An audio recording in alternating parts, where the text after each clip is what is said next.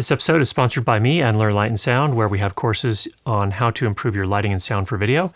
We also have a new course coming on UHF wireless microphone fundamentals. That'll be coming here in the next, hopefully, few weeks. A few weeks ago, we did a video on the DEITY THEOS wireless microphone system and the Saramonic K9 wireless microphone system, and a little flaw that they both have, and that flaw is that when you turn one of the transmitters on, it transmits at 550 megahertz, regardless of where you have it actually tuned, whichever frequency you have it tuned to. And this is perhaps a corner case, but it's kind of just bad behavior.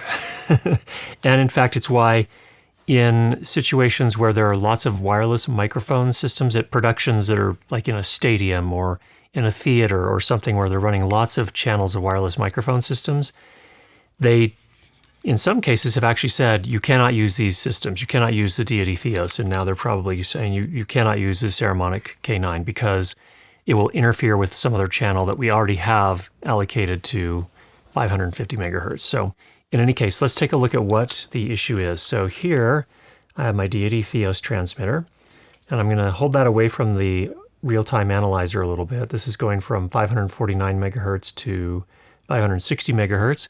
When I turn the Theos on, you will see it goes to 550 and transmits for a couple of seconds, and then it goes to its tuned frequency, which in this case is 558.9 megahertz.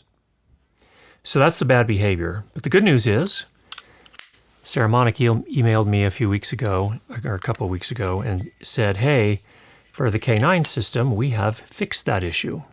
So let's test that.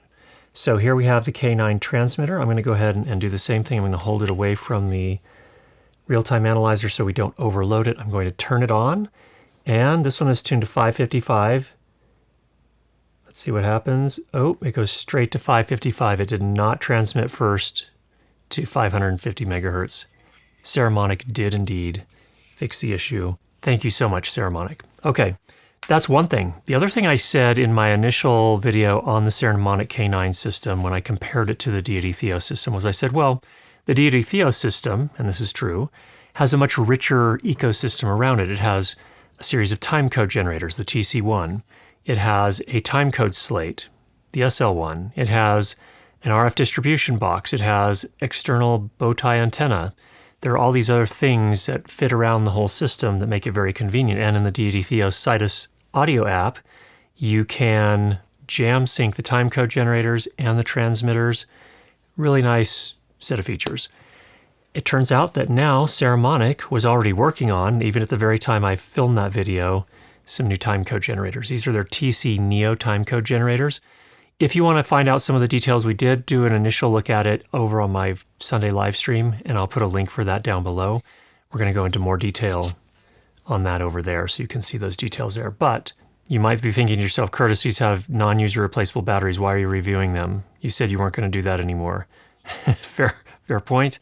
I talked to Saramonic. They said, we are going to provide, we're going to sell batteries that you can actually replace it, or you could ship it into them to have it replaced. So that remains to be seen, but that's what they told me. I'm going to trust them on that for now, and that's why I'll take a look at these. So go to the other video if you want to see that. Let me know in the comments down below if there's anything else you need to know about the Saramonic K9 system. I'll do my best to answer that. In the meantime, get out there and make some great sound. Talk to you again soon.